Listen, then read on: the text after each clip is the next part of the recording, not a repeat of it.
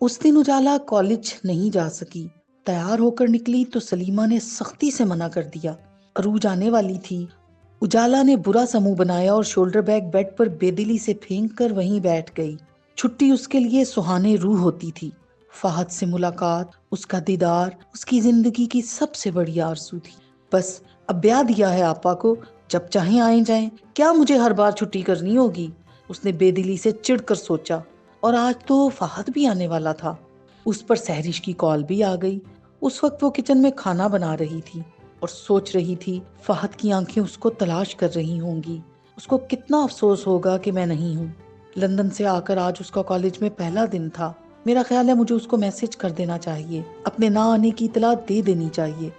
लेकिन phone block है। यही सोचकर उसने मोबाइल उठाया कि मोबाइल की बेल बजी। उसने बेताबी से देखा। उसको यकीन था कि फहद की कॉल होगी, लेकिन वो सहरिश की कॉल थी। उसने छूटते ही पूछा, आई क्यों नहीं? आपा आने वाली हैं, उसने बेदिली से जवाब दिया। फहद आ गया है? मालूम है, बताया था उसने। उसने खामखा बात बनाई। उजाला ने ऐसे कहा जैसे बहुत आम सी बात हो। उसकी तो रोज ही फहद से बात होती हो। सहरिश हंसती। तंजिया हंसी। कमाल है, उसने तुम्हें बताया लेकिन तुम आई नहीं, लिहाजा आज वो दुआ के साथ आ गया। और आया भी नहीं, दोनों खूब हंस हंस के बातें कर रहे थे। सहरिश के तंज ने उजाला को परेशान कर दिया। तुम गलत कह रही हो, झूठ बोल रही हो। गलत मैं नहीं कह रही, गलत तुम कर रही हो उजाला। छोड़ दो फहद का पीछा। बेवकूफ, वो तुम्हारा नहीं, दुआ का है। समझो इस बात को, यकीन कर लो। उजाला ने फोन बंद कर दिया। उसके हाथ कपकपाने लगे। इसका मतलब है मेरे तावीज बेअसर गए? ये कैसे मुमकिन है? लेकिन तावीज तो खत्म होने वाले हैं। उजाला बेचैन हो गई। मैं तो रोज तावीज जला रही हूँ। उसको याद आ रहा था जहां आरा ने 21 दिनों के तावीज जलाने के लिए और तस्बीह पढ़ने के लिए दी थी। 18 दिन हो चुके थे, सिर्फ 3 दिन के तावीज बाकी थे। तो क्या 18 दिन कम होते हैं? उसका सांस रुकने लगा। वहीं खड़े खड़े उसने जहांआरा को फोन कर दिया। उसको यकीन था अगर उसने जहांआरा से बात ना की तो फहद की दुआ से कुर्बत उसकी मौत का पैगाम भी ला सकती है। जहांआरा ने फोन रिसीव कर लिया। उजाला की परेशान आवाज सुनकर तशवीश से बोली, खैरियत है? उजाला, तुमने बेवक्त फोन किया। जी मैं मर रही हूँ आपा। उसकी आंखों से आंसू गिर रहे थे। क्या हुआ? फहद आ गया है, ये तो खुशी की बात है, लेकिन वो दुआ के साथ है, मेरे साथ नहीं है। जहांआरा ने बड़ा सा हुनकारा भरा। कोई बात नहीं, कब तक दुआ के साथ रहेगा? आखिर तो उसको तुम्हारा ही बनकर रहना है। लेकिन कब? कब आपा? मुझसे बर्दाश्त नहीं होता। जब वो दुआ के साथ होता है तो जी चाहता है दुआ को जान से मार दूं। अगर ऐसा करना पड़ा तो ऐसा भी कर लेंगे। अभी क्या करूं? उसने कदरे दुख से कहा। जहांआरा का दिल भी टुकड़े टुकड़े हो गया। उजाला, दुआ भी किया करो, दुआ में बड़ी ताकत होती है। जिस तरह तुम रो रो कर मुझसे कहती हो, इसी तरह रो कर अल्लाह से भी फरियाद किया करो। जितनी मोहब्बत से तुम अल्लाह से फाहत को मांगोगी, उतनी ही जल्दी तुम्हें तुम्हारा महबूब मिल जाएगा। आपा, अम्मी कहती हैं तावीज़ों में बड़ी ताकत होती है। जो तकदीर में ना हो वो भी मिल जाता है, लेकिन जो तकदीर में ना हो उसको अपना बनाने के लिए जो तदबीरें हैं वो बहुत कठिन हैं। आपा, मुझे मायूस ना करें। फाहद ना मिला तो मैं जी के क्या करूंगी? जहांआरा ने गहरा सांस लिया और आसमान को देखा। फिर सुकून के साथ पूरे इत्मीनान से बोली, वो तुम्हें मिल के रहेगा, लेकिन मेरी एक बात याद रखना, जब वो मिल जाए तो उसकी हिफाजत सारी उम्र करनी पड़ेगी। वो मुझे मिल जाए बस एक बार, फिर मैं उसको 100 तालों में रखूंगी। बस आप उसकी फिक्र ना करें। फहद मेरा हो जाए बस। जहांआरा ने यकीन दिलाया कि फहद उजाला का हो जाएगा। सारे आंसू यकदम खुश्क हो गए। रजा उनकी बातों में हिस्सा नहीं ले रहा था।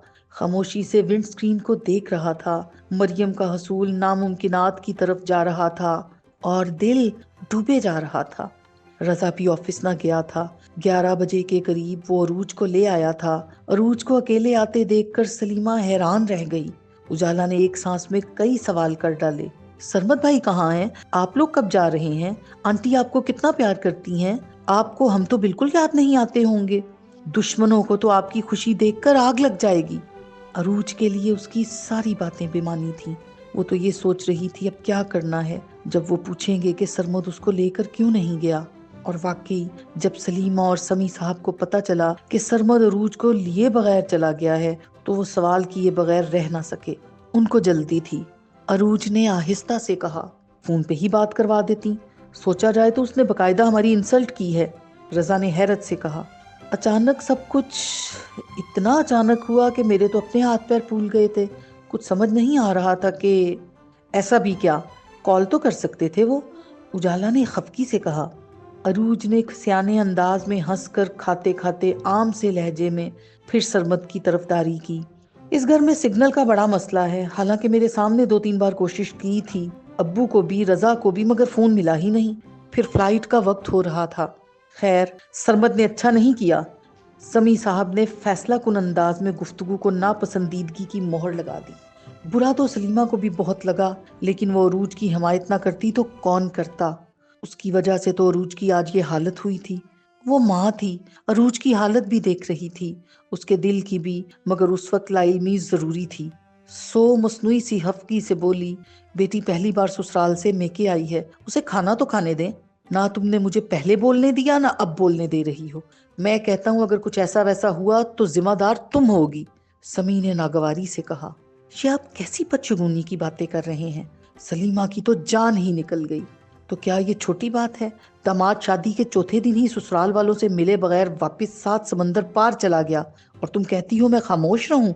ایسا نہ ہو یہ خاموشی ایک دن ہمارے لیے مصیبت بن جائے۔ ابو ٹھیک کہتے ہیں، ہمیں ایکشن لینا چاہیے۔ رضا نے حصہ لیا۔ نہیں، میں ان سے خود بات کر لوں گی۔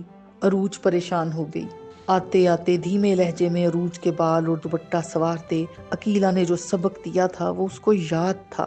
اس کو یاد تھا جب عقیلہ نے کہا تھا، ماں باپ کے لیے سب سے بڑا دکھ یہ ہوتا ہے کہ اس کی بیٹی اپنے سسرال میں ناخوش ہے۔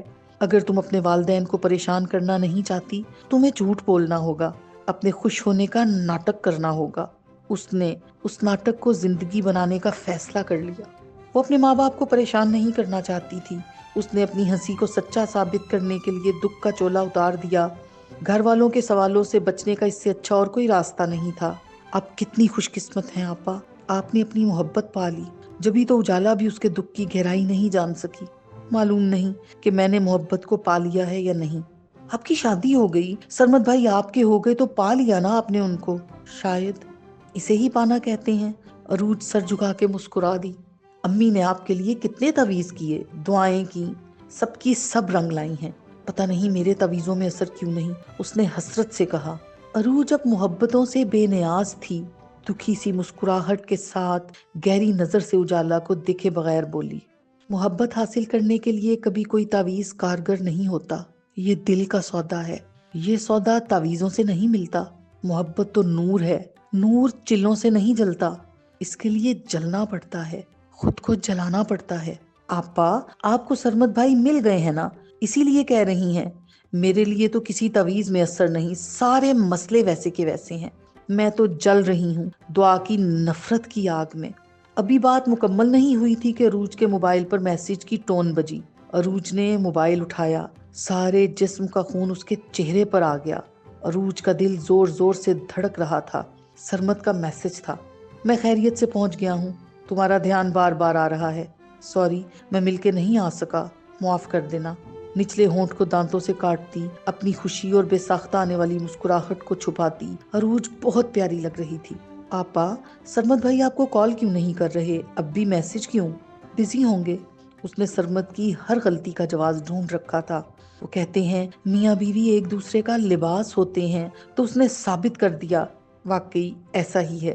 وہ جب سسرال سے نکلی تو یہ فیصلہ کر کے آئی تھی کہ اس کی مستقل مزاجی ہی اس کی زندگی آسان کرے گی۔ اب سرمد چاہے اس کے ساتھ کیسا بھی سلوک کرے، وہ سرمد کو نہیں چھوڑے گی۔